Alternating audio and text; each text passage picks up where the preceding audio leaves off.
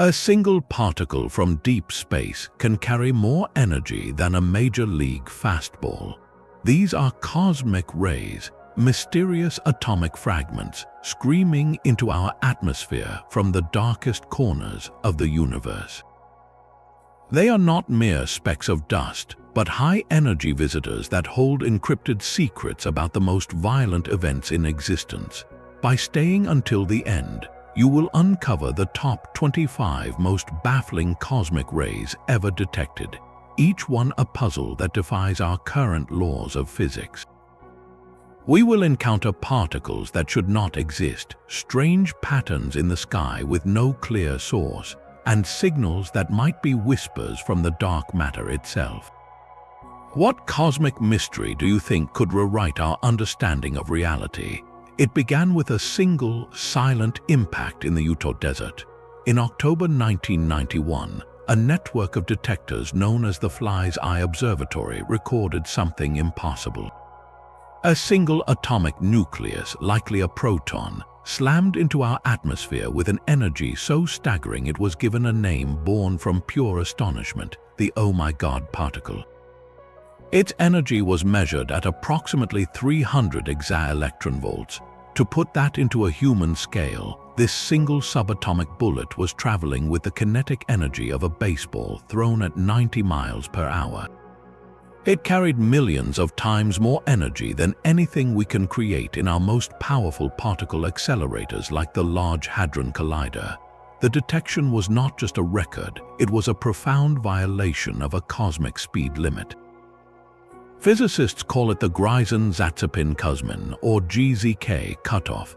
This theory states that ultra-high energy particles like this one should not be able to travel vast distances across the universe. They should collide with the faint afterglow of the Big Bang, the cosmic microwave background, and lose their energy, effectively being absorbed before they ever reach us.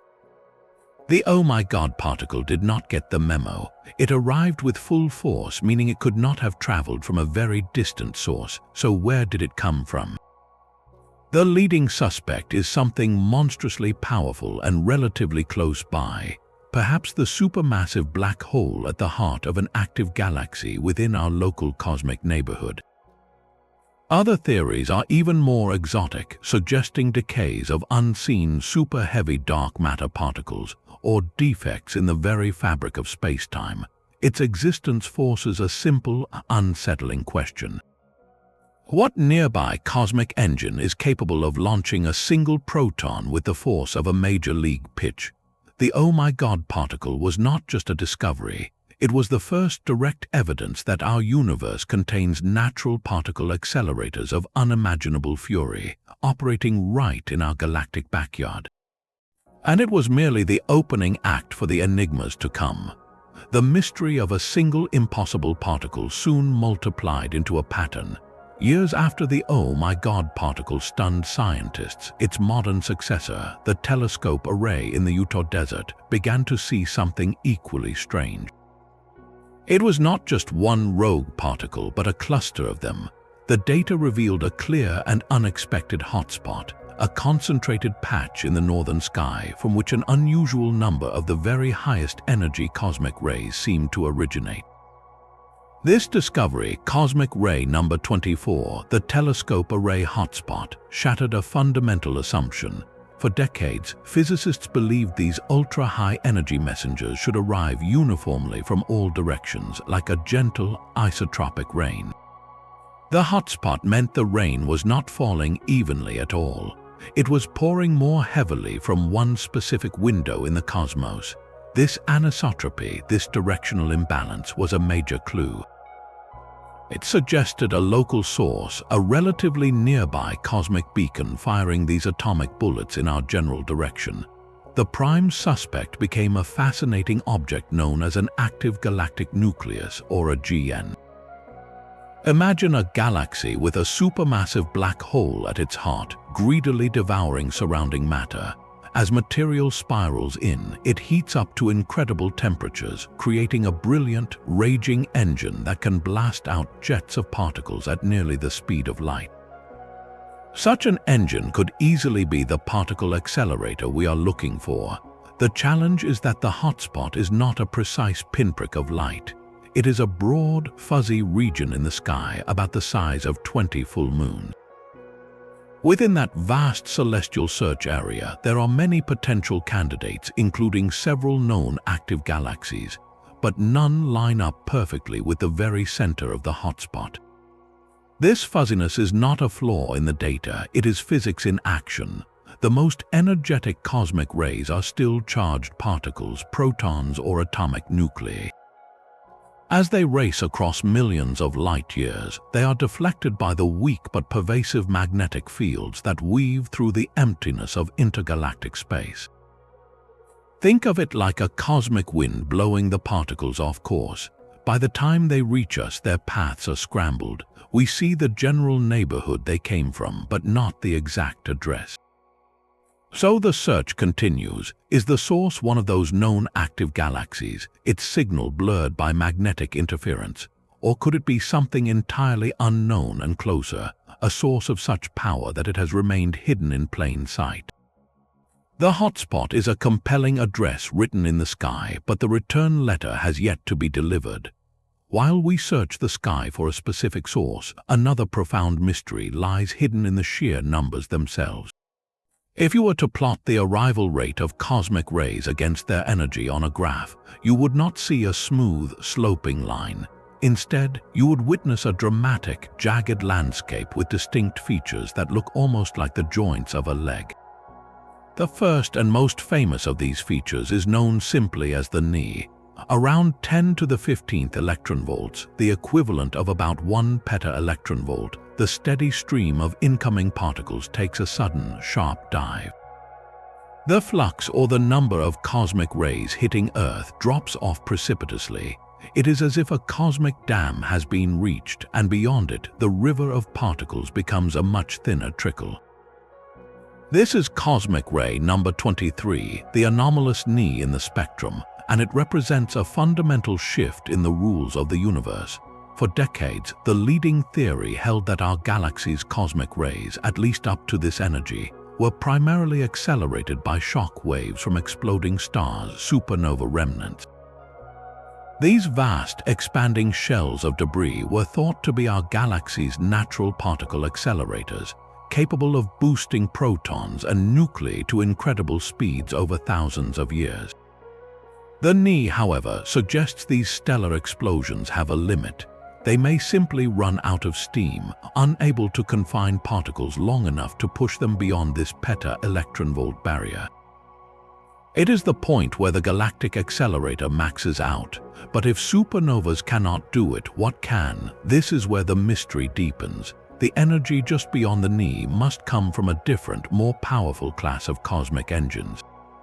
Some physicists point to more extreme objects within our Milky Way, like pulsars, the rapidly spinning cores of dead stars, or perhaps the violent environment around the supermassive black hole at our galaxy's center. Others propose a more radical idea that particles with energies beyond the knee are not galactic at all, but are invaders from other galaxies, accelerated by processes so violent they make our local supernovas look tame by comparison. The knee, therefore, is not just a dip on a graph. It is a cosmic border crossing. It marks the frontier where one regime of physics ends and a far more extreme one begins. Understanding what lies on the other side is key to mapping the full hierarchy of power in our universe. But if the knee marks a galactic speed limit, what happens when we look for an even higher energy frontier? Venture further up the energy ladder to around 10 to the 18th electron volts, and the cosmic ray spectrum reveals another, more subtle bend. Scientists call this feature the ankle. While the knee was a steep drop, the ankle appears as a gentle flattening and then a renewed hardening of the spectrum. It is as if the dwindling river of particles suddenly finds a second wind. This subtle kink is far more than a statistical quirk. It is cosmic ray number 22, and it may represent the most profound border crossing in the universe. The leading theory is that the ankle marks the transition point where the dominant source of cosmic rays shifts. below the ankle, we are likely seeing particles accelerated within our own Milky Way galaxy, trapped and hurled about by its magnetic fields. Above the ankle, we enter the realm of the extragalactic. These are the true intergalactic travelers, particles that have journeyed across millions or even billions of light years, launched by cosmic catastrophes so immense they dwarf anything in our galactic neighborhood. But what causes this specific spectral feature? The debate is fierce and ongoing. One compelling explanation involves a fundamental interaction with the oldest light in the universe. Protons traveling at these incredible energies should constantly bump into photons from the cosmic microwave background, the faint afterglow of the Big Bang that permeates all of space. These collisions sap the proton's energy over long distances, creating a predicted drop in the spectrum known as the GZK cutoff. The ankle, some argue, could be the telltale sign of this process beginning to shape the population of particles we see, a fingerprint of their epic journey through the cosmic microwave background bath. Another school of thought suggests the ankle is not about loss but about gain. It could signal the emergence of a new, dominant population of sources whose particles naturally have a different energy signature. The prime suspects are the universe's most violent engines, active galactic nuclei with their relativistic jets, or the colossal explosions of massive stars known as gamma-ray bursts. These events could produce a flood of particles that, when they finally reach us, collectively create this hardening in the spectrum we call the ankle. So which is it? Is the ankle a sign of the long-distance travelers being worn down by their voyage? Or is it the triumphant arrival of a new, more powerful army from distant galaxies? The answer is crucial because it tells us not just where these particles come from, but how the empty spaces between galaxies shape the most energetic messages the universe sends our way. Centaurus is the cosmic elephant in the room. Looming a mere 13 million light-years away, it is the closest active galaxy to Earth, a chaotic, dusty giant with a supermassive black hole at its core, spewing twin jets of matter thousands of light-years into space. It is, by every measure, a perfect suspect. When the Pierre Auger Observatory, the world's largest cosmic ray detector array, began mapping the arrival directions of the highest energy events, a curious pattern emerged. A statistically significant number of those atomic bullets seem to be coming from a broad patch of sky that includes Centaurus A. The correlation was too strong to ignore. Here, at last, was a plausible source for some of the universe's most powerful particles, a nearby cosmic particle cannon seemingly aimed in our general direction. This is cosmic ray number 21, the Centaurus A connection, a clue that feels both obvious and deeply frustrating. The enigma is not that we see a link, but that the link is so fuzzy and weak.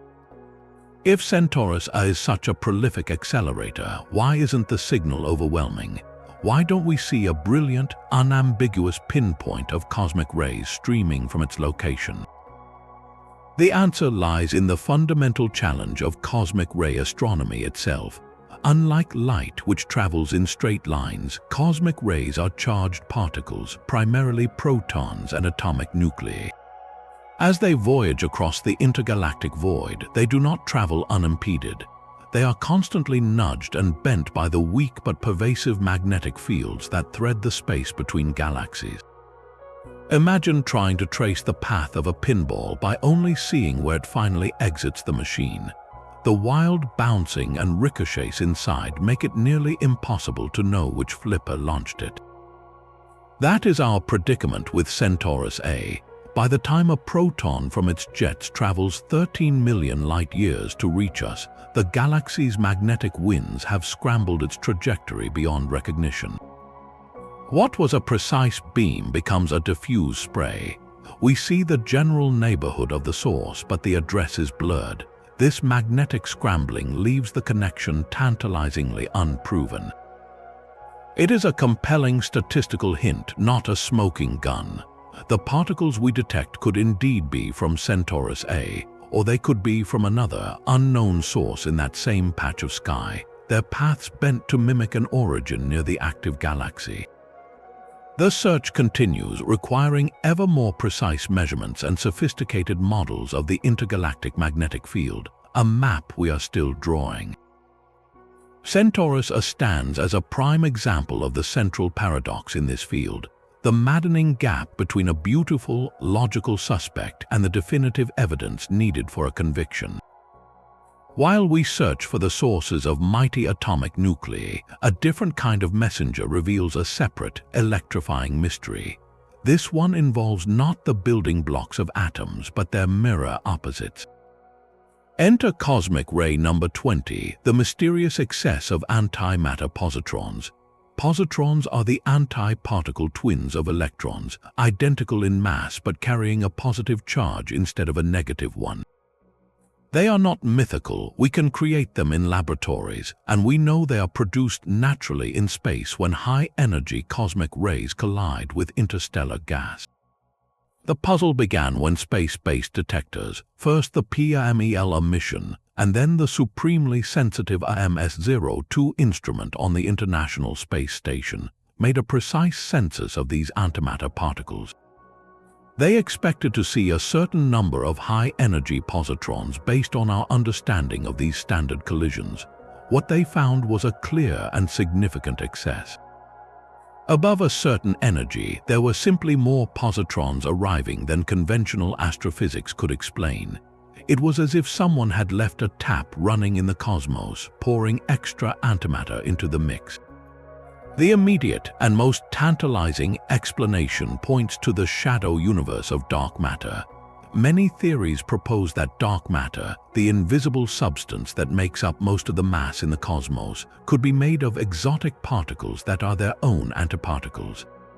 If two of these particles were to collide, they would annihilate each other in a flash of energy, producing a shower of standard particles, including electrons and positrons.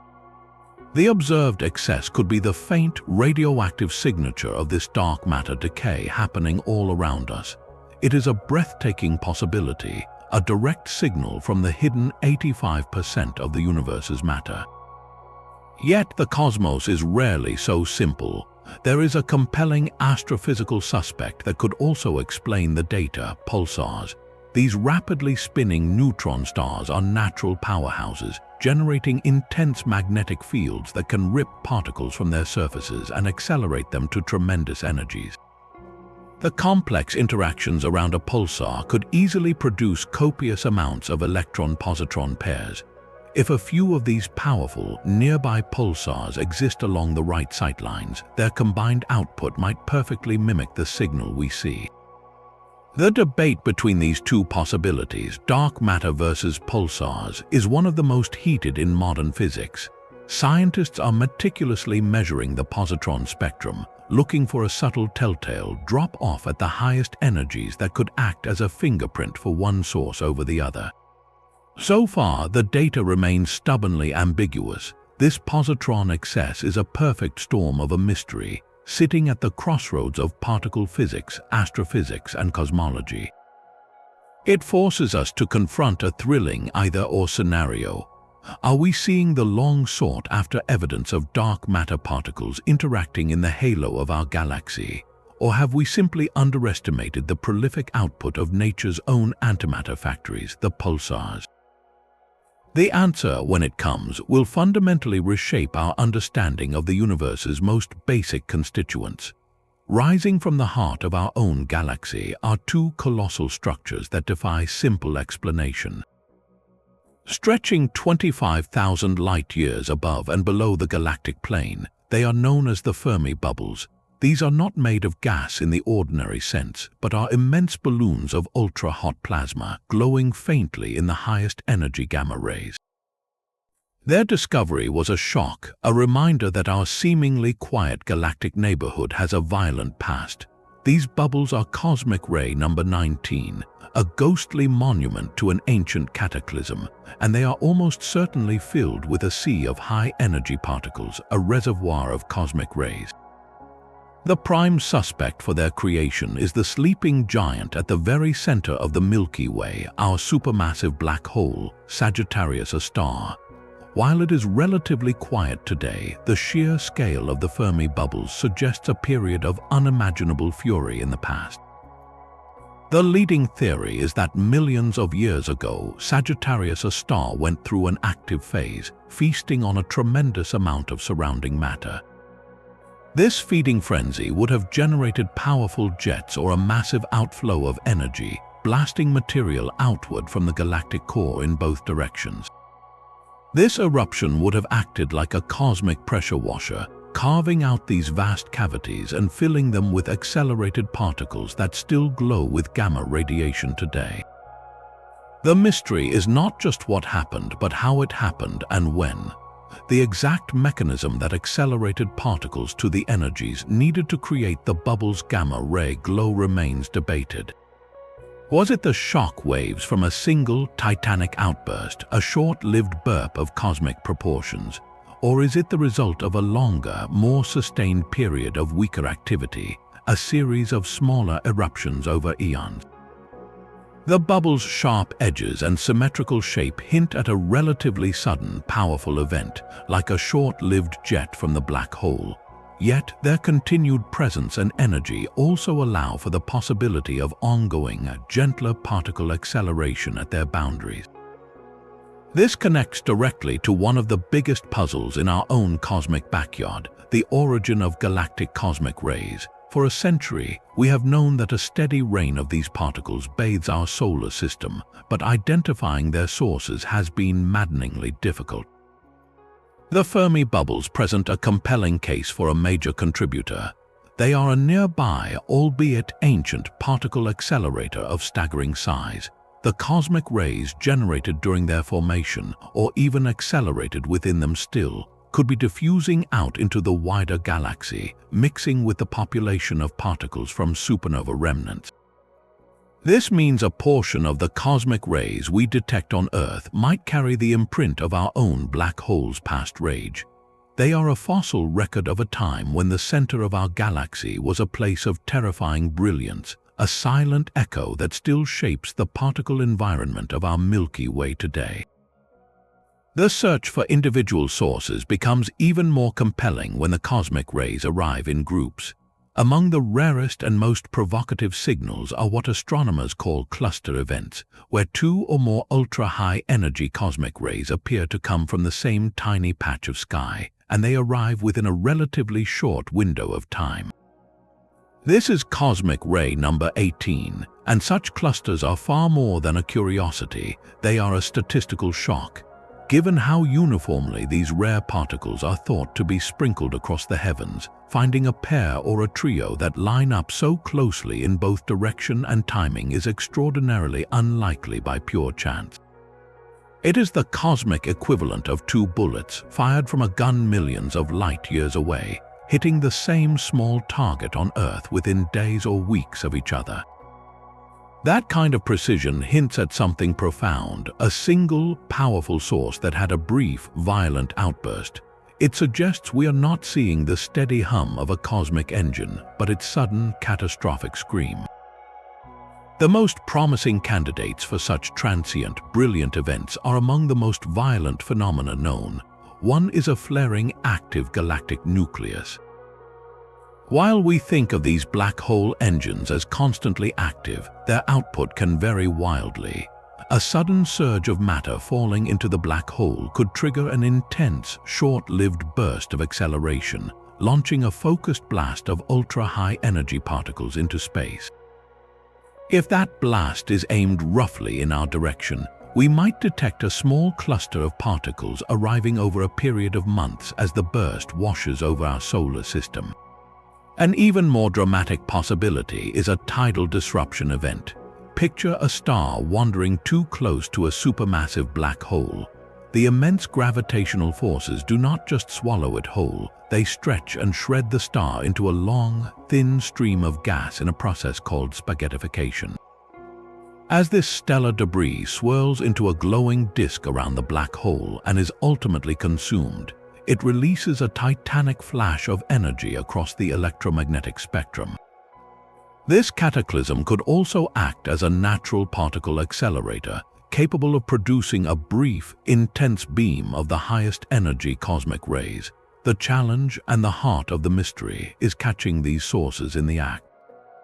A cluster of cosmic rays points back to a region of sky, but by the time we trace that direction with our optical, X-ray, or gamma-ray telescopes, the brilliant flash that caused it may have already faded into darkness, leaving behind no obvious trace.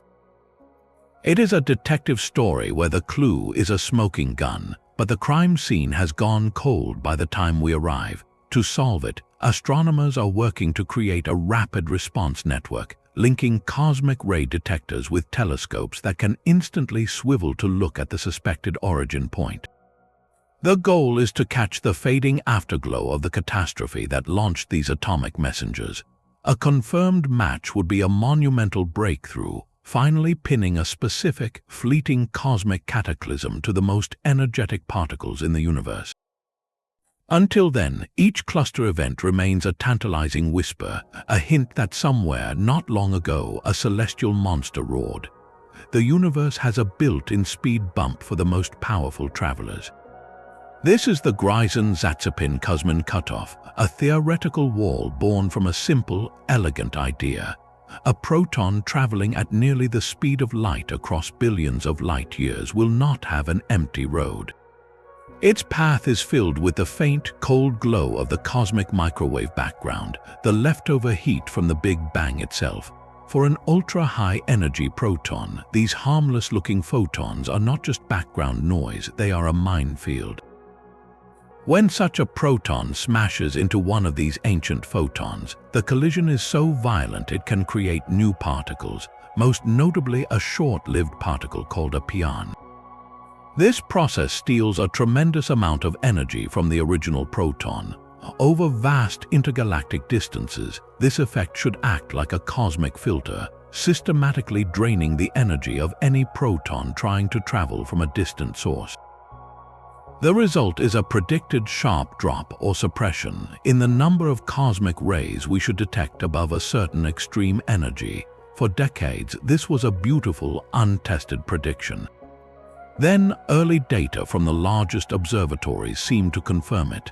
The highest energy events appeared to fall off just as the theory said they should. The GZK cutoff was not just an idea, it was a law of the cosmos, and we had found its fingerprint. But the universe loves a good plot twist. As the Pierre Auger Observatory collected more and more data, a far more complex picture emerged. The suppression was there, but it was not as sharp or clean as the pure proton model predicted. The data was muddy, hinting at something unexpected. The leading explanation for this mismatch points to the very identity of the cosmic rays themselves. The original GZK theory assumes the highest energy messengers are pure protons. But what if they are not? What if, at these fantastic energies, a significant fraction are heavier atomic nuclei like iron or oxygen? This changes everything. Heavier nuclei interact with the cosmic microwave background in a different, more complex way. Their suppression pattern would look different, smoother, and less dramatic than the sharp cliff expected for protons. The Auger data's ambiguous signal could therefore be telling us a profound secret about the cosmos's most powerful accelerators. It suggests that the engines that launch these particles are not just unbelievably powerful, they are also incredibly versatile.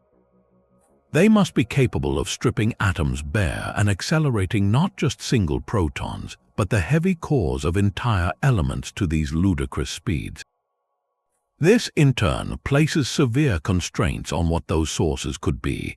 The magnetic fields and environments needed to accelerate a heavy iron nucleus without tearing it apart are far more specific than those needed for a proton. The messy data around the GZK suppression is thus a dual mystery. It challenges our understanding of particle interactions across the universe, and it forces us to reconsider the very nature of the cosmic bullets being fired at us. Are we seeing the filtered remains of distant proton journeys, or the arrival of heavier, more complex messengers from a closer, more brutal source? The answer is written in the subtle shape of the suppression, a curve we are still learning to read. If the highest energy cosmic rays are not protons, then what are they? The evidence points to something far more substantial: the atomic hearts of heavy elements. Among the most startling detections are ultra-high energy iron nuclei. This is the heavy metal enigma, cosmic ray number 16, and it presents a problem of cosmic durability. An iron nucleus is a complex, tightly bound bundle of protons and neutrons. While it carries more total energy than a single proton at the same speed, it is also far more fragile on an intergalactic journey. The same cosmic microwave background radiation that saps a proton's energy poses a far greater threat to an iron nucleus. The process is called photodisintegration. When a high-energy photon, even a low-energy one from the background glow, strikes a heavy nucleus, it can literally knock pieces off, blasting away protons and neutrons. It is like throwing a delicate clock into a sandblaster. The intricate structure gets torn apart piece by piece. For an iron nucleus traveling from a distant galaxy, this is a death sentence. It should be stripped down to a bare proton long before it ever reaches Earth. Therefore, the detection of an intact, ultra-high energy iron nucleus is a profound clue about distance. It almost certainly means the source is very, very close by in cosmic terms. The particle simply did not have enough time in transit to be dismantled by the photon barrage.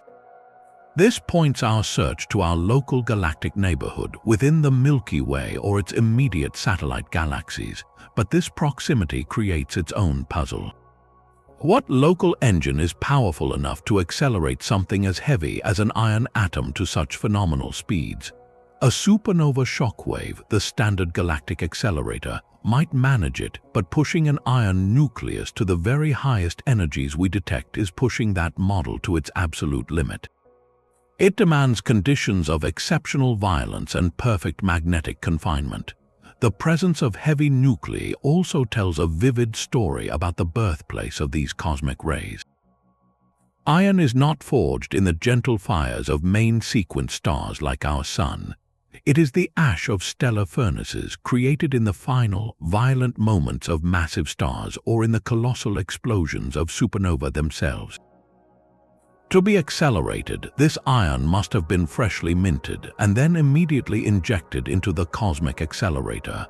This suggests the sources are deeply connected to the life cycle of the most massive stars. The environment could be the turbulent, element-rich debris field of a recent supernova remnant, or perhaps the chaotic surroundings of a hyper-energetic object like a magnetar, a neutron star with an unimaginably powerful magnetic field. Finding iron at these energies is like discovering a cannonball that was fired from a catapult. It should not be possible, and yet there it is. It forces us to consider that our galaxy harbors natural accelerators far more potent and specialized than we have yet imagined. Machines capable of handling the heaviest atomic cargo and launching it across the void at a significant fraction of light speed. The heavy metal enigma is not just about what the particles are, but a stark reminder of the raw, unbridled power lurking in the cosmic shadows next door. A cosmic ray arrives, a silent atomic bullet from the depths of space. Logically, its violent birth should have been anything but silent. When protons or atomic nuclei are accelerated to such extreme energies, their chaotic journey near the source should produce a brilliant flash of gamma rays, the highest energy form of light. It is a fundamental law of physics: energy cannot simply vanish, it must transform. So, when our detectors catch one of these ultra-high energy cosmic rays, astronomers immediately point every available telescope at that region of the sky, searching for the expected gamma ray afterglow, the echo of the catastrophe. Yet time and again they find nothing. This frustrating absence is cosmic ray number 15, the mystery of the missing gamma ray counterparts, and it is a paradox that challenges our most basic assumptions about how the universe works. If the cosmic ray is a proton, the process is straightforward. As it gets whipped around by magnetic fields near its source, it will inevitably collide with other particles or photons. These collisions produce short-lived particles called pions, which then decay almost instantly into gamma rays. We should see a bright, high-energy beacon shining from the source's location. The fact that we usually do not forces a difficult conclusion. Either our understanding of particle physics near these extreme accelerators is fundamentally wrong, or something is deliberately hiding the light. This leads scientists to consider deeply obscured or hidden sources. Imagine a cosmic accelerator buried at the heart of an incredibly dense cloud of gas and dust, perhaps in the crowded core of a starburst galaxy where new stars are forming at a frantic rate. The gamma rays produced by the cosmic rays could be immediately absorbed by this thick, surrounding material. The energy would be converted into lower energy light, like infrared or radio waves, effectively smearing the brilliant fingerprint into a diffuse, unrecognizable glow. By the time the signal reaches us, it is lost in the background noise of the galaxy. Another possibility is even more exotic, a source where the acceleration happens in a region with such weak magnetic fields that the particles do not produce many pions at all. They get accelerated and ejected cleanly, like a bullet from a perfectly rifled barrel, leaving almost no trace of their launch in the form of gamma rays. The search has therefore expanded beyond light. Scientists are now hunting for a different, even more elusive messenger, the neutrino. Neutrinos are ghostly particles with almost no mass and no charge, famous for passing through entire planets as if they were not there. Crucially, they are also produced in the same particle collisions that create gamma rays. But unlike gamma rays, neutrinos would escape from even the densest, most obscured environments unimpeded. A high-energy neutrino detected at the same time and from the same direction as an ultra-high-energy cosmic ray would be the smoking gun, the incontrovertible proof of a hidden source. Observatories buried deep in Antarctic ice like Ice Cube are listening for these whispers. So far, no definitive match has been made. This great silence is itself a powerful clue. It tells us that the universe's most powerful particle accelerators are not just monstrous, they are also masters of stealth, operating in shadows so deep that even their most violent outbursts can vanish without a trace. The silence of missing gamma-ray counterparts pushes us to reconsider our cosmic maps entirely. If the brightest, most obvious galaxies are not shouting their presence in ultra-high energy particles, perhaps we need to look somewhere far quieter and far emptier. This leads to one of the most counterintuitive ideas in the field, cosmic ray number 14, the local void hypothesis. It suggests the mightiest cosmic bullets are not coming from brilliant, distant engines, but from a vast, dark emptiness right next door. The logic is born from the GZK travel problem we just explored. If ultra-high energy protons or heavy nuclei cannot travel far without being degraded, then their sources must be cosmically nearby, within about 150 million light-years. Our local universe is not a uniform soup of galaxies. It is structured like a sponge, with great clusters and filaments of matter surrounding enormous, bubble-like voids. One of the largest structures near us is the local void, a region of space spanning hundreds of millions of light-years that is strikingly devoid of galaxies and ordinary matter. It is, by most measures, an empty desert. Placing the sources of the most energetic cosmic rays within this void seems absurd at first glance. How can nothingness create something of such tremendous power? This is the core of the hypothesis, and it forces physicists to think outside the standard catalog of cosmic accelerators. The theory proposes that the void itself is not completely empty. It could contain a sparse population of exotic objects we have not yet seen, or it might be the site of rare, catastrophic events that stand out precisely because there is so little else around to obscure them. One speculative candidate is a network of decaying cosmic strings. These are hypothetical, one-dimensional defects in the fabric of space-time, relics from the universe's first moments after the Big Bang. If they exist, their decay could release titanic bursts of energy capable of accelerating particles to the extreme values we detect. Another possibility involves dark matter. Voids are not empty of this mysterious substance. They are actually thought to contain vast, diffuse halos of it. Certain models of dark matter predict it can form dense clumps or annihilate in bursts, processes that could, in theory, spit out ultra-high energy protons. The appeal of the void is its sheer emptiness. A particle accelerated in such a barren region would have a clear, unimpeded path to travel to us. It would not get lost or deflected by the magnetic fields found in galaxy clusters, and it would not have its energy sapped by the dense photon fields near active black holes. Its journey would be a clean, straight shot, solving the directional fuzziness and the GZK suppression puzzles in one stroke, yet the challenges are immense.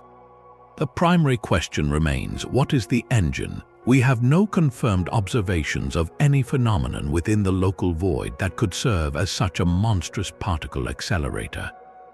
It requires inventing or discovering entirely new classes of astrophysical objects that can operate in near-total isolation. Furthermore, if the void is the source, we would expect to see a very specific anisotropy in the arrival directions, a distinct lack of particles coming from the dense regions of space like the nearby Virgo cluster. The current data is ambiguous, showing hints of both a hotspot and broad correlations, but not yet the clear signature of a void-based origin. The local void hypothesis stands as a testament to the depth of this mystery. When the obvious answers fail, science must venture into the emptiest places and consider the most radical possibilities. It reminds us that the universe's greatest secrets may not be hidden in the brightest lights, but in the darkest, quietest corners we have overlooked. The theoretical wall of the GZK cutoff is supposed to be absolute, a fundamental law of the cosmos. Yet, a handful of recorded events stand defiantly on the other side. These are the super GZK events, cosmic ray number 13, and they represent the most direct challenge to our understanding of physics itself. These are particles whose measured energies seem to soar above the predicted cutoff, the point where they should have been completely filtered out by the cosmic microwave background during a long journey. Their existence poses a stark either-or question that shakes the foundations of astrophysics. Either these particles come from astonishingly nearby sources within our local group of galaxies or even our own galactic halo, or our current models of particle interactions at these extreme, unreachable energies are fundamentally wrong. The first possibility is thrilling enough, a source so close, perhaps within a few million light years, that could produce such an event would have to be a monster of unprecedented power, something we should have already seen with our telescopes. The second possibility is even more profound. It would mean there is new physics at play, phenomena beyond our established standard model of particle physics. Specific candidate events have become legendary for this reason. The oh my god particle itself flirted with this boundary. More recent detections by the telescope array, with names like the Amaterasu particle, have also reported energies that seem to pierce the theoretical ceiling. Each one of these events undergoes intense, almost forensic scrutiny. Scientists meticulously check and recheck the detector calibration, the atmospheric modeling, and every step of the energy reconstruction process. Could it be a statistical fluke, a rare, unlucky cascade of lower energy particles mimicking a single, ultra-high energy event? The detectors are looking for the extensive air showers these particles create, and disentangling the true primary energy from the complex shower development is an immense challenge. The stakes could not be higher. A single, confirmed super GZK event from a definitively distant source would be revolutionary. It would imply that protons can interact with the cosmic microwave background in ways we do not yet understand, or that there are other, unknown particles making this journey. Some speculative theories suggest candidates like super-heavy dark matter particles decaying, or even relics from the early universe like magnetic monopoles, which would not be subject to the same energy loss processes. For now, these events remain on the knife's edge of discovery, simultaneously the most exciting and most suspect data points in the field. They are the outliers that keep physicists awake at night, because in their extreme energy, they might hold the key to unlocking a deeper layer of reality, one where the rules we think govern the universe are merely a low-energy approximation. These super-GZK events demand an engine of almost inconceivable power, and one exotic candidate fits the profile perfectly. Cosmic ray number 12 is the magnetar burst connection. To understand this, you must first picture a neutron star, the collapsed core of a giant star, so dense a single teaspoon of its material would weigh billions of tons. Now take that unimaginable density and imbue it with a magnetic field a quadrillion times stronger than Earth's. This is a magnetar, a cosmic monster where the magnetic force is so intense it can literally rip atoms apart and twist the structure of empty space itself. These stars are not just powerful, they are violently unstable. Every so often, the crushing gravity and unbearable magnetic tension cause a starquake, a seismic event on the stellar surface that triggers a cataclysmic rearrangement of the magnetic field. The result is a giant flare, an explosion that in mere milliseconds can release more energy than our sun emits in 100,000 years. It is within this apocalyptic flash that physicists see a potential cosmic ray factory. The theory is compelling. The sudden, colossal release of magnetic energy in a flare could create immense electric fields, acting as a natural particle accelerator of unmatched ferocity. Protons or heavier nuclei, perhaps debris from the star's own shattered crust, could be caught in this magnetic maelstrom and catapulted into space at speeds approaching light itself.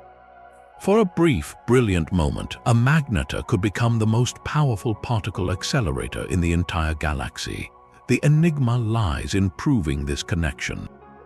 Both events are extraordinarily rare.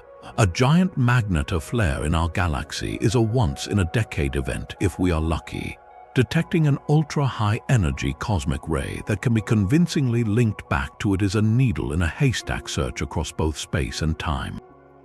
Even if a cosmic ray did originate from a magnetar flare, its path to Earth would be hopelessly scrambled. The very magnetic fields that give the magnetar its power would also bend the trajectory of any charged particle leaving its vicinity. Furthermore, the interstellar magnetic fields between stars would continue to deflect the particle, blurring its origin point into a wide swath of sky.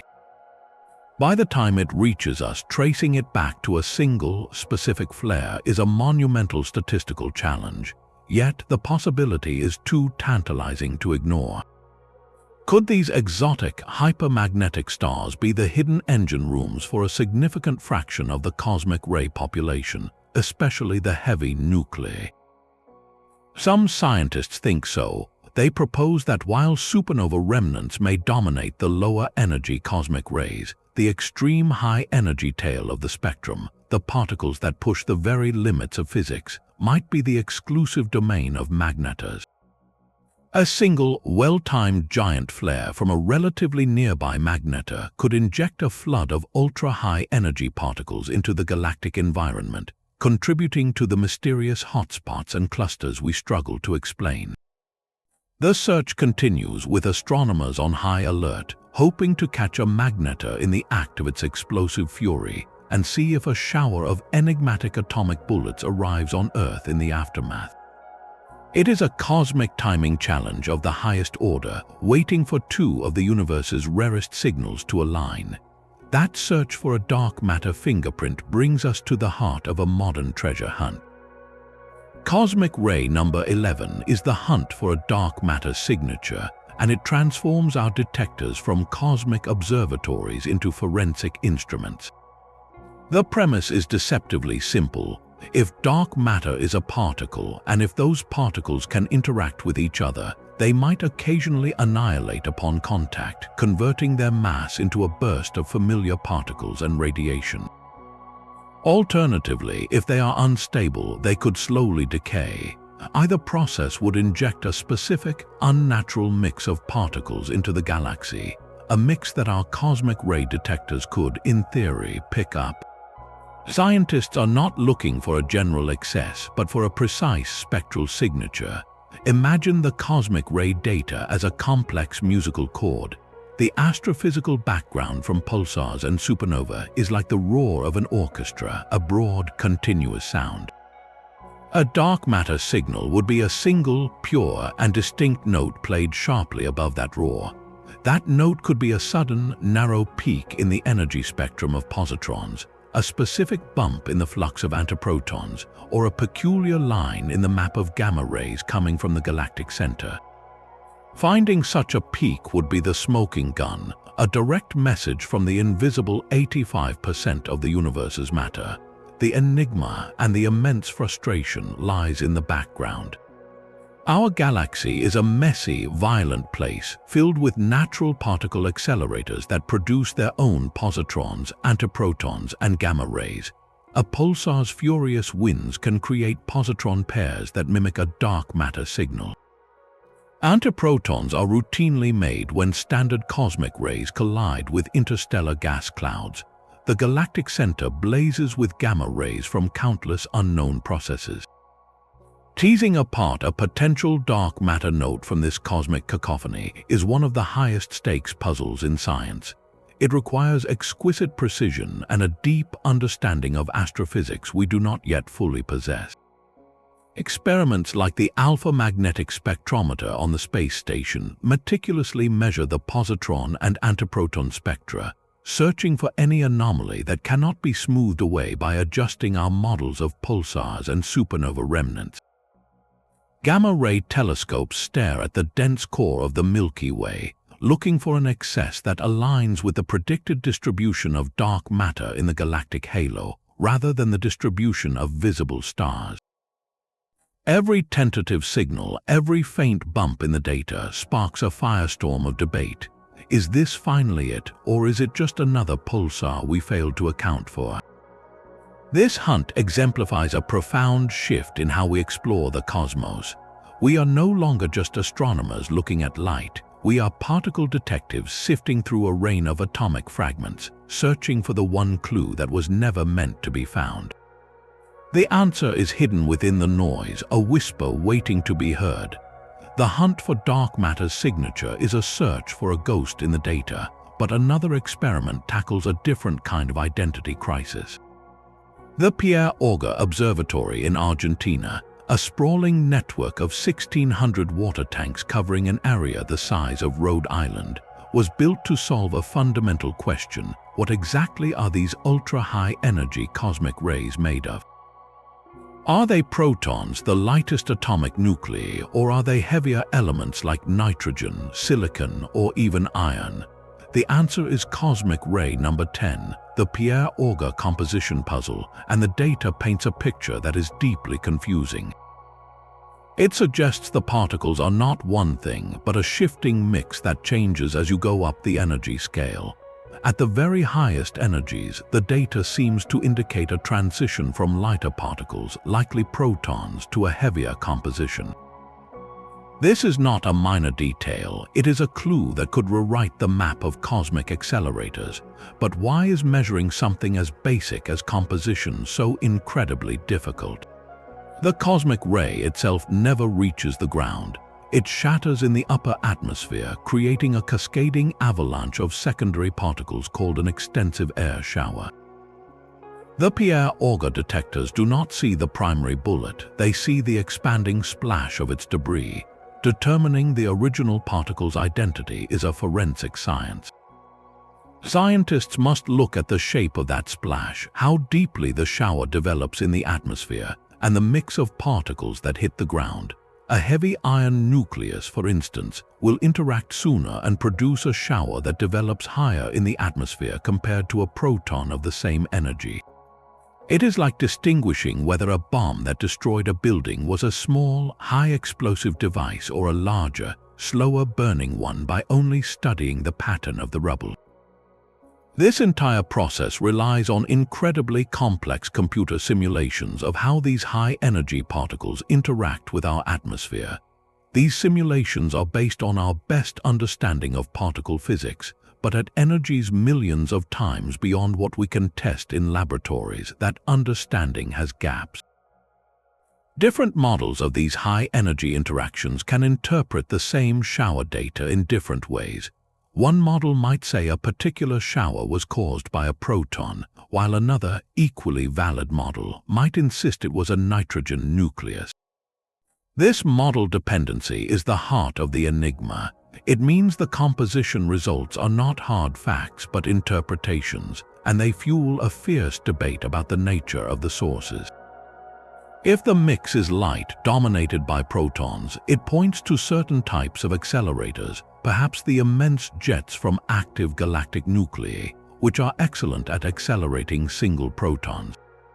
If the mix is heavy, rich with iron and other elements, it points to environments where stars are born and die, like starburst galaxies or the dense cores of galaxy clusters, where freshly forged heavy elements are abundant.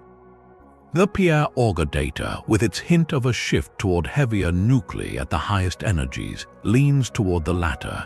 It suggests the most powerful accelerators in the universe are not just strong, they are also dirty, operating in places littered with the complex debris of stellar evolution. This puzzle leaves us at a crossroads, forced to improve our fundamental physics and our cosmic detective work simultaneously, because until we know what these messengers are, we cannot truly know where they came from. This galactic confinement is a prison of unimaginable scale. For the vast majority of cosmic rays, the ones with lower but still formidable energies, our Milky Way is not a way station but a lifelong cage. These particles are trapped within the galaxy's diffuse, magnetized halo for millions of years, bouncing back and forth in a chaotic dance before they ever escape. This is cosmic ray number 9, the galactic halo confinement mystery, and solving it is essential to understanding the very air we breathe in a cosmic sense. The prison bars are magnetic. Our galaxy is laced with a weak but pervasive magnetic field, and this field is not smooth and orderly. It is tangled and turbulent, shaped by stellar winds, supernova explosions, and the rotation of the galaxy itself. This magnetic chaos creates a vast, invisible maze. When a charged cosmic ray, like a proton, tries to travel in a straight line, it gets deflected by these magnetic fields. Instead of a beeline to intergalactic space, its path becomes a random walk, a drunkard stagger through a labyrinth of magnetic force. The region where this happens is the galactic halo, a vast, spherical cloud of hot gas and magnetic fields that envelops the visible disk of stars. Think of it like smoke trapped in a glass jar. The particles are there, swirling and diffusing, but they cannot easily get out. The enigma lies in the precise physics of this trapping. It is not a simple container, it is a dynamic system of diffusion and convection. Diffusion is the slow, random scattering of particles through the magnetic maze. Convection is a larger-scale process where entire streams of magnetized plasma might flow outward from the galactic disk, carrying the trapped cosmic rays with them like leaves on a river. The balance between these two processes, how quickly particles scatter versus how quickly they are swept away, determines everything about the cosmic ray population we see. It sets their average lifetime in the galaxy, their energy spectrum, and even their distribution. If particles escape too quickly, we would not see nearly as many as we do. If they are trapped for too long, they would lose all their energy through collisions and never reach us. The models must perfectly match the reality we observe, and so far they do not. The complexity is staggering. The magnetic turbulence is not uniform, it varies from region to region. The halo itself may have a complex, layered structure. Furthermore, the cosmic rays themselves influence the very magnetic fields that confine them, creating a feedback loop that is fiendishly difficult to calculate. This is not just an academic puzzle, it is the key to modeling the entire life cycle of galactic cosmic rays, from their explosive birth in a supernova remnant to their final escape into the void. Without an accurate model of confinement, we cannot reliably work backwards from the particles we detect on Earth to pinpoint their sources or understand their history. The halo is the great cosmic delay chamber, and until we map its invisible corridors and understand its turbulent currents, the journey of every cosmic ray remains a story missing its middle chapters. While charged particles are bent by magnetic fields, their neutral cousins, gamma-ray photons, travel in perfectly straight lines. This makes them ideal cosmic messengers, carrying a clean, unaltered map of their origin. Yet, even these arrows of pure energy do not have a free ride across the universe. Their journey is dimmed by a faint, pervasive glow, the cumulative starlight from every galaxy that has ever shone. This is the extragalactic background light, a cosmic fog woven from the photons emitted by stars and dust across all of cosmic time. For the highest energy gamma rays, this fog is not just a backdrop, it is an active barrier. When an ultra-high energy gamma ray photon collides with a much lower energy photon from this background light, they can annihilate each other, producing an electron and a positron pair. This process, called pair production, acts like a cosmic filter, absorbing the gamma ray. The farther a gamma ray has to travel through this fog, the more likely it is to be lost. This attenuation is not a bug, it is a feature, and it turns gamma-ray cosmic rays into a powerful new tool. By observing distant, brilliant sources of gamma rays known as blazars, which are active galaxies with jets pointed almost directly at Earth, astronomers can measure this dimming effect. They compare the expected intrinsic brightness of the blazar based on models to the actual, fainter signal we receive. The difference tells them exactly how much gamma radiation was absorbed along the way. In doing so, they are not just studying the gamma rays themselves, they are using them as a probe to measure the density and evolution of the extragalactic background light across billions of years. This background light is the total fossil record of star formation in the universe. By measuring how opaque the universe is to gamma rays at different distances, we can trace the history of how stars lit up the cosmos, from the first faint glimmers to the peak of stellar creation. The mystery lies in the precision of this measurement. Different models of galaxy evolution predict slightly different amounts of background light. The gamma-ray attenuation data from instruments like the Fermi Gamma Ray Space Telescope and ground-based Cherenkov telescopes are now precise enough to rule out some models and constrain others. This creates a beautiful feedback loop where understanding cosmic rays helps us understand the overall light budget of the universe, which in turn tells us about the formation of galaxies themselves. It means that by studying the voids in our gamma-ray maps, the shadows cast by this ancient starlight, we are indirectly reading the autobiography of every star that ever was. The cosmic fog of extragalactic light is not the only barrier these messengers face. Closer to home, another frontier has just been mapped with stunning clarity. Deep in the high mountains of China, the LHRSO Observatory has opened a new window on the galaxy's most violent neighborhoods. This sprawling array of detectors has catalogued a treasure trove of gamma-ray sources, but these are not ordinary emissions. LHRSO has found dozens of sources blazing with gamma rays whose energies soar beyond 1 peta-electronvolt, a threshold so extreme it earns them a formidable title, P-vatrons.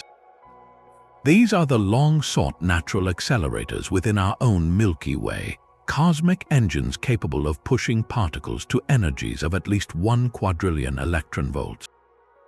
For decades, the existence of galactic P-vatrons was a theoretical necessity but an observational ghost.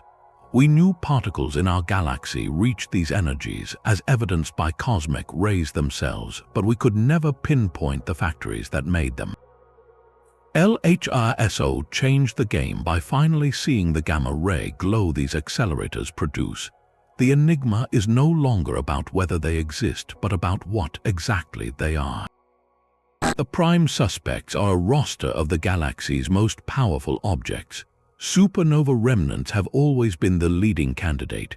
The violent shockwave from an exploding star is a perfect natural particle accelerator, and a handful of remnants like the one surrounding the star Gamma Cygni are now confirmed by LHRISO to be P-Vatron candidates. Yet a puzzle remains. The acceleration process in these expanding shells may have a limit, and some models struggle to explain how they sustain particles all the way to the very highest peta-electronvolt energies. This has brought other suspects to the forefront. Pulsar wind nebulae, the glowing bubbles of particles blown by the fierce winds of rapidly spinning neutron stars, are another compelling source. The Crab Nebula, powered by its famous pulsar, is a confirmed accelerator, though it may not quite reach the absolute PV frontier. Then there are massive stellar clusters, gatherings of hundreds of hot, young, and massive stars. Their combined stellar winds collide in chaotic, turbulent regions that could act as a collective and sustained accelerator, perhaps capable of reaching those extreme energies. The thrilling tension in the research today is that LHRISO has given us the addresses, but we are still deciphering the blueprints. The detected gamma rays are not the accelerated protons themselves. They are the smoking gun, produced when those protons smash into nearby gas or radiation fields. So we see the brilliant glow of the crime scene, but we must infer the exact mechanism of the accelerator from the light it leaves behind. Is it a single, aging supernova shockwave that has perfected its acceleration process? Is it the combined fury of an entire stellar nursery, or is it something more exotic, like a magnetar's influence on a neighboring cloud? Each potential P-Vatron is now a cosmic laboratory, and astronomers are combining LHRISO's gamma-ray maps with observations in X-rays, radio waves, and even neutrinos to reverse engineer the physics. The hunt is on to find the one source, or perhaps the one class of sources, that serves as the galaxy's ultimate particle cannon, responsible for forging the most energetic atomic shrapnel in our celestial backyard. Gamma rays point to the crime scene, but neutrinos carry the murder weapon. Deep within a cubic kilometer of pristine Antarctic ice, the Ice Cube Observatory has built a trap for the universe's most elusive particles. These are astrophysical neutrinos, cosmic ray number 6, and their detection marks a revolutionary leap into multi-messenger astronomy. Unlike their charged cosmic ray cousins, neutrinos have no electric charge and almost no mass. They are phantoms passing through planets, stars, and entire galaxies as if they were not even there. This ghostly nature is their greatest strength as cosmic messengers.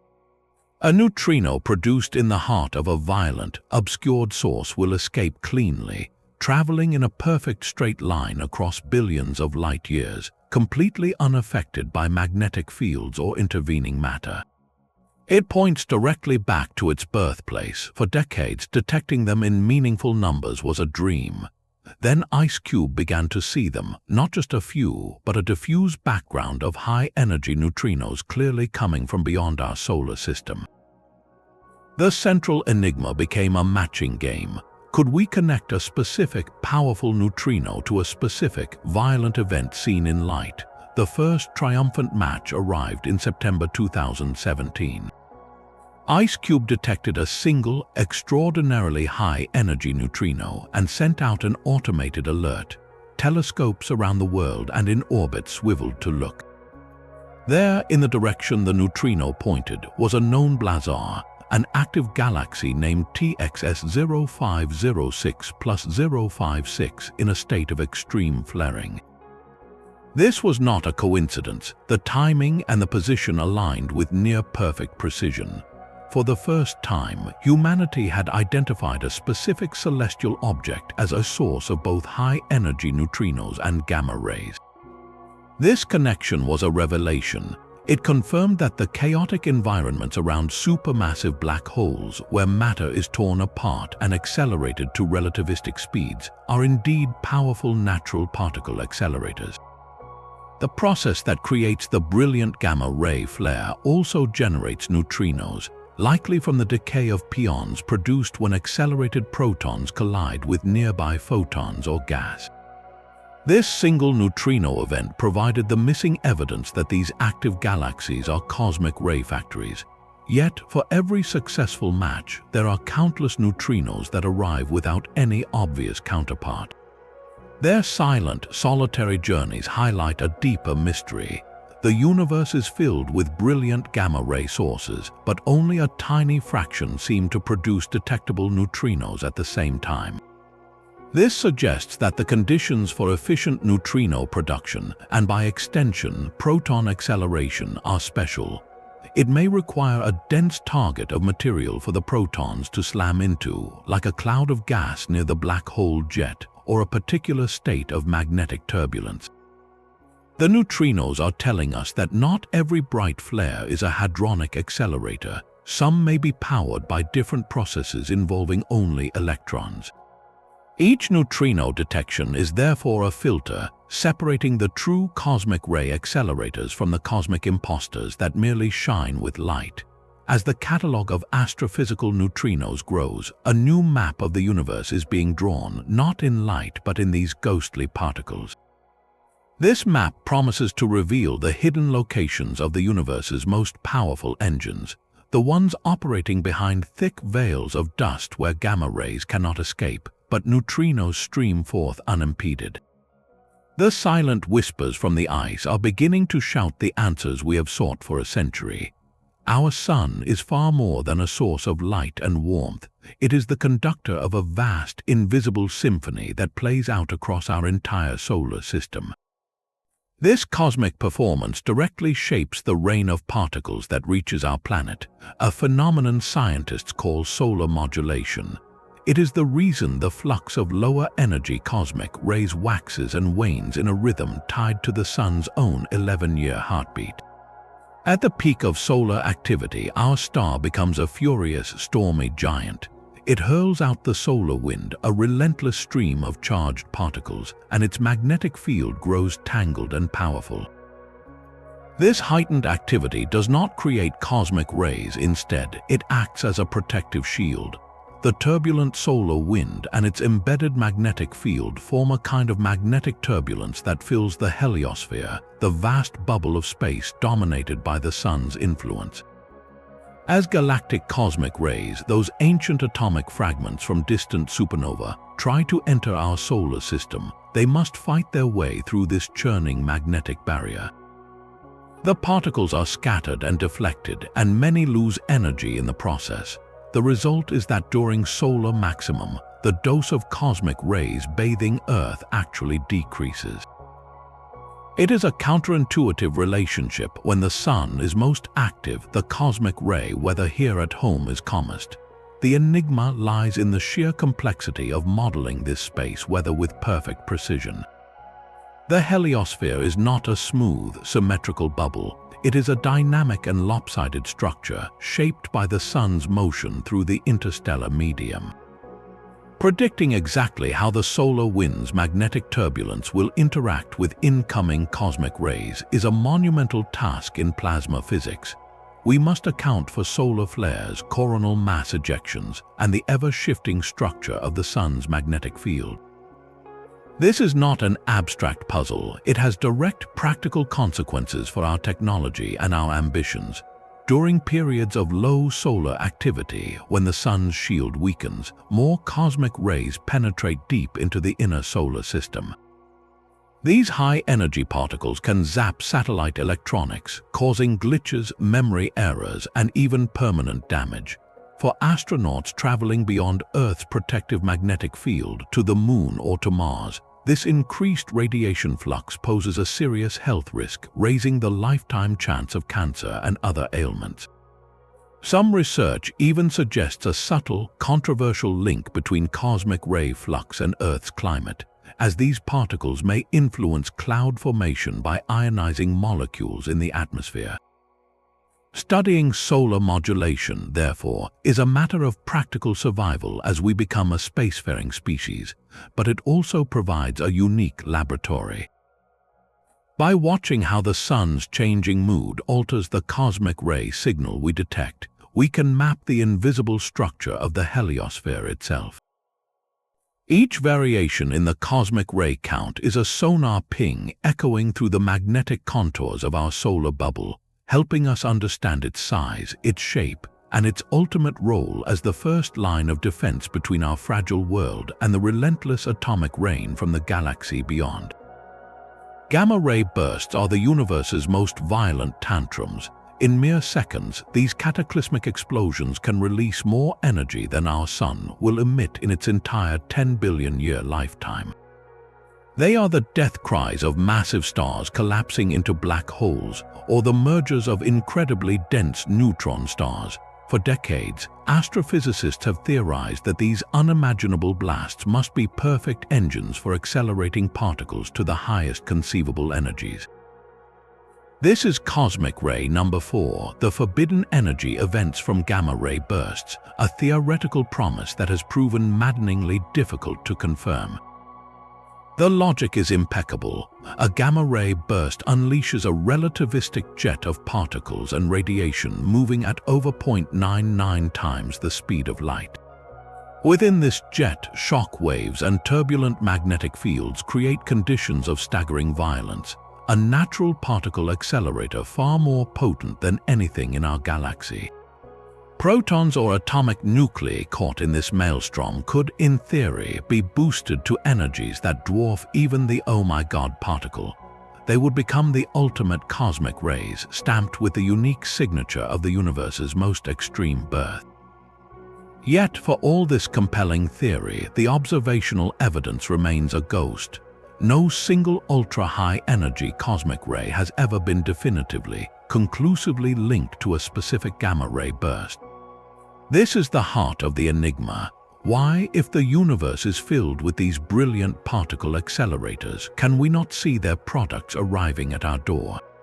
The challenges are rooted in both time and space. First, consider the fleeting nature of the source.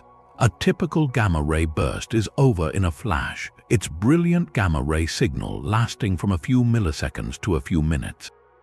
The cosmic rays it might produce, however, are not photons traveling at the speed of light. They are charged particles, and while they move incredibly fast, they are not instantaneous. More critically, their paths are not straight. As soon as these protons or nuclei leave the burst environment, they enter the tangled magnetic fields of interstellar and intergalactic space. Their journey to Earth becomes a chaotic, zigzagging random walk. A cosmic ray produced in a burst that occurred 100 million light-years away might take tens of millions of years longer to reach us than the burst's light did. It is the ultimate cosmic delay. By the time the particle finally arrives, the brilliant flash that created it has been extinct for eons, leaving no obvious counterpart for astronomers to match. The search, therefore, becomes a statistical one. Scientists look for a correlation between the arrival directions of the highest energy cosmic rays and the known locations of ancient gamma-ray bursts recorded in sky catalogs. They ask, do more cosmic rays come from the general patches of sky where bursts have been seen over cosmic history? So far, the answer is ambiguous. The data shows hints, but no smoking gun. The magnetic scrambling is simply too effective, blurring the trajectories beyond certain recognition. This forces a difficult question. Are our models of particle acceleration in gamma-ray bursts simply wrong? Or is the link real but hidden within the statistical noise, waiting for a future observatory with 10 times the data to finally reveal the pattern? Some physicists propose an even more tantalizing possibility. Perhaps the highest energy cosmic rays are not produced in the initial brilliant flash, but in the longer-lasting afterglow of the burst as the jet plows into the surrounding interstellar material. This could provide a more sustained acceleration period, increasing the odds of detection. The hunt continues, a meticulous effort to connect a momentary cosmic scream with an atomic bullet that may arrive millions of years later. A message sent in the most powerful explosion imaginable, but delivered by the slowest possible post. Long before we had vast detector arrays or space-based observatories, cosmic rays were already throwing curveballs. In the early days of the field, scientists relied on photographic plates and simple particle counters carried high into the mountains or sent aloft on balloons. It was there, in the thin air of the Pamir Mountains, that a strange anomaly emerged. Researchers noticed something odd about the extensive air showers, the cascades of secondary particles created when a cosmic ray hits the atmosphere. The showers seemed to contain far more particles penetrating deep into the lower atmosphere than the simplest models predicted. This Pamir anomaly, as it became known, was cosmic ray number 3, an early mystery that sent theorists scrambling. The immediate, thrilling suspicion was that the anomaly pointed to a new type of particle or a previously unknown interaction process.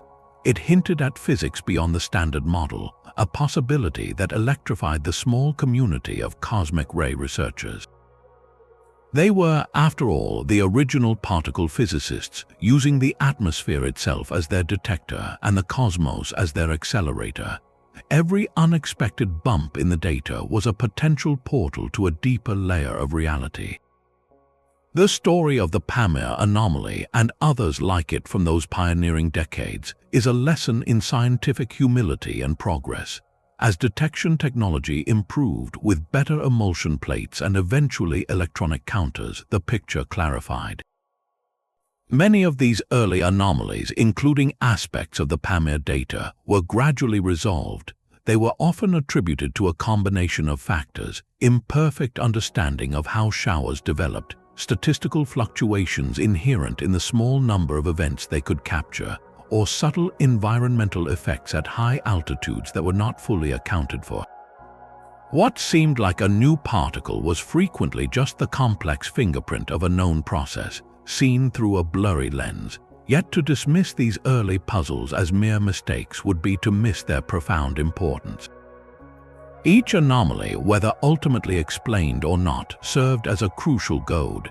They forced physicists to refine their models of atmospheric cascades, to build better detectors, and to question their assumptions with relentless rigor. The drive to explain the unexplained is what transformed cosmic ray studies from a curious sideline into a precision science. In a very real sense, the ghostly hints from mountaintops and balloon flights paved the way for the discovery of entirely new particles like the positron and the muon in cosmic ray showers themselves. These surprises proved that the universe was using cosmic rays as a delivery service for fundamental discoveries, long before we could build accelerators powerful enough to make them on Earth. The legacy of the Pamir anomaly is not a solved equation in a textbook. It is the enduring spirit of curiosity it represents. It reminds us that the path to understanding the cosmos is littered with false starts and red herrings, but each one, when investigated with honesty, steers us closer to the truth. The anomalies of yesterday built the foundation for the detective work of today, teaching us to look deeper whenever the universe sends us a signal that does not quite fit. The very identity of the most powerful cosmic bullets remains a shadowy secret. This is the enigma of the unknown chemical species, the second most profound mystery on our list, and it is a riddle wrapped inside a cascade of debris. When an ultra-high energy particle strikes the top of our atmosphere, it does not survive intact. It shatters upon impact with an air molecule, triggering a vast, spreading avalanche of secondary particles, an extensive air shower that rains down over several square miles. Our detectors on the ground do not see the original cosmic ray, they only see the aftermath of this violent explosion. To deduce the identity of the primary particle, whether it was a lightweight proton or a heavyweight ion nucleus, scientists must become forensic experts, meticulously analyzing the shape and development of that atmospheric cascade. The key clue lies in the depth of the shower's maximum. A proton, being a single, simple particle, tends to penetrate deeper into the atmosphere before it finally interacts and initiates its full cascade. An ion nucleus, on the other hand, is a bulky cluster of protons and neutrons. It interacts much sooner, like a fragile glass shattering upon entry, creating a shower that reaches its peak higher up. By measuring the timing and spread of particles that hit their detectors, observatories like Pierre Auger and Telescope Array can estimate this depth and make an educated guess about the mass of the incoming particle. But here is where the mystery deepens into profound uncertainty. This entire process of interpretation is not direct observation. It is a reconstruction that relies entirely on complex computer simulations of how high-energy particles interact with our air. These simulations are based on our best models of particle physics, models tested in human-made accelerators like the Large Hadron Collider. Yet, the energies we are dealing with in cosmic rays are millions, even billions, of times higher than anything we can create on Earth. At these uncharted frontiers, our models may have critical gaps. Different, equally plausible models of these extreme interactions can interpret the exact same shower data in wildly different ways.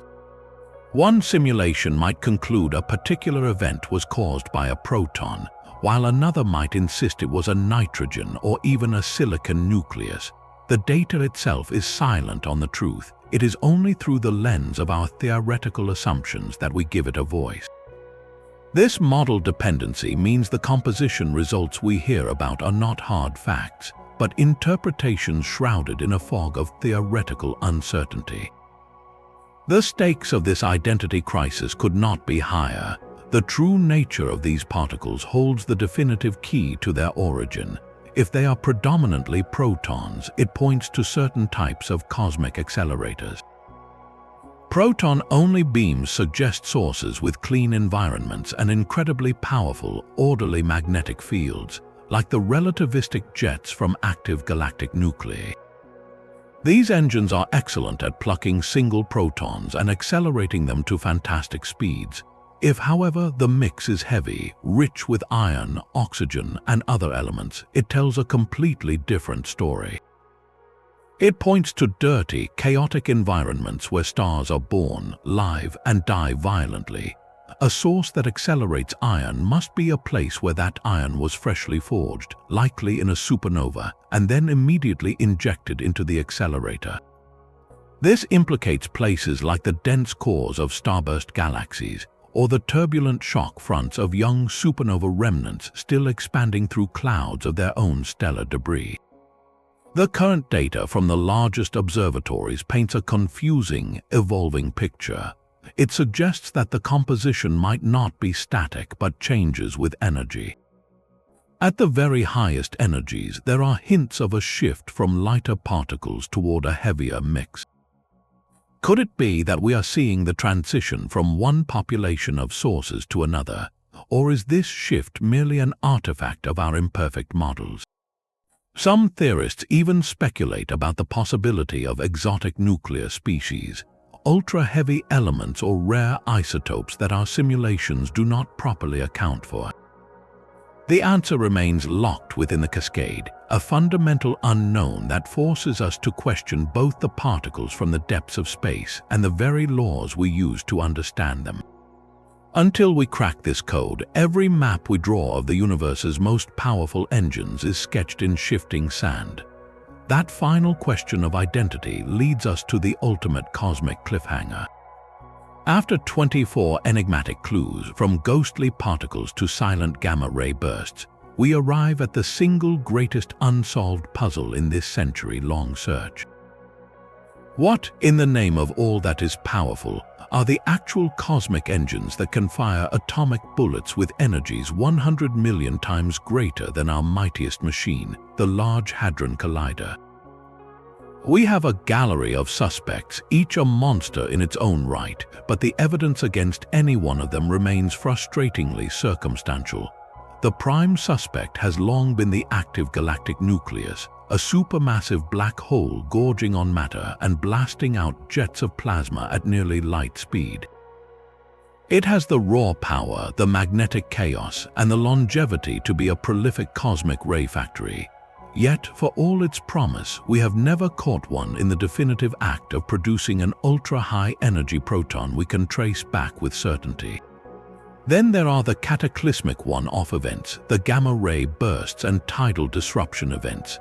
These are the universe's most violent tantrums, capable of unimaginable particle acceleration in a blinding flash. But their fleeting nature works against them. Their cosmic rays arrive millions of years after their light has faded, the connection lost to time and magnetic scrambling. Closer to home, we have the galactic suspects, the magnetars with their starquakes and the shock fronts of supernova remnants now confirmed as P-vatrons. These can explain the lower energy particles flooding our galaxy, but pushing the very heaviest nuclei to the absolute energy frontier strains their limits. And we cannot forget the starburst galaxies, chaotic cities of star birth and death where the combined fury of a million stellar winds might collectively act as a colossal accelerator. Each candidate fits a piece of the puzzle. The heavy nuclei hint at stellar environments. The directional hotspots suggest relatively nearby sources. The missing gamma-ray counterparts point to obscured or clean accelerators, but when we try to force one single class of object to explain every single facet of the data, the picture fractures. The terrifying and thrilling truth is this: the universe is not so simple. It is likely that no single source produces the bulk of these mysterious particles. Instead, we are probably witnessing a cosmic chorus. The highest energy cosmic rays reaching Earth may be a mixed choir, their voices a blend of the steady, deep hum from a nearby active galaxy, the occasional brilliant soprano shriek from a cataclysmic merger, and the gritty, complex tenor from a starburst region rich with heavy elements. Our challenge is to disentangle that chorus, to pick out each individual voice from the roar. This is the grand, unfinished symphony of cosmic ray astrophysics. It is a detective story spanning the entire universe, where every new detection, every neutrino match, every refined composition measurement brings us one step closer to identifying the architects of this invisible high-energy rain. The search for the source is not just about finding a location on a map. It is about finally understanding the hierarchy of violence in our cosmos and discovering the ultimate limits of nature's power. These atomic fragments are more than a scientific curiosity. They are the encrypted telegrams of cosmic catastrophe. For over a century, these silent messengers have forced us to rewrite the rules of reality, from the single staggering impact of the oh my god particle to the ghostly whispers of neutrinos pointing back to flaring black holes. Each of these 25 enigmas represents a crack in our understanding, a place where the universe operates on a scale of power we are only beginning to fathom. We have traced the blurred addresses of hotspots, wrestled with the identity crisis of particles that could be protons or iron, and listened for the missing gamma-ray echoes of titanic explosions. We have mapped the protective bubble of our own sun's mood swings and stood at the theoretical wall of the GZK cutoff, wondering if the particles that breach it are from next door or are heralds of entirely new physics. This journey reveals a cosmos far from serene. It is a dynamic, violent, and deeply hidden arena where black holes feast, magnetars shatter, and stars die in blinding flashes, all while casting a permanent rain of atomic shrapnel across the void. Every cosmic ray that reaches us is a survivor of an epic journey, its path scrambled by magnetic winds and its energy filtered by the ancient light of dead stars. Decoding their stories is the ultimate forensic science, requiring us to be part particle physicist, part astronomer, and part cosmic detective. The greatest chapters of this mystery are yet to be written. Next-generation observatories with even larger detectors and more precise instruments are already on the drawing board.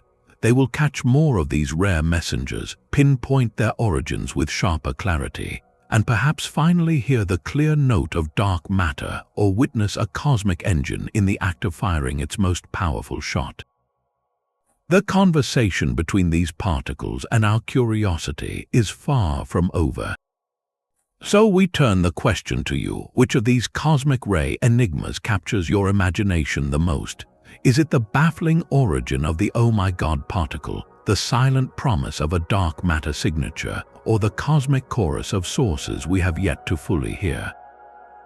Let us know in the comments below and subscribe to join us as we continue to unravel the deepest mysteries of space.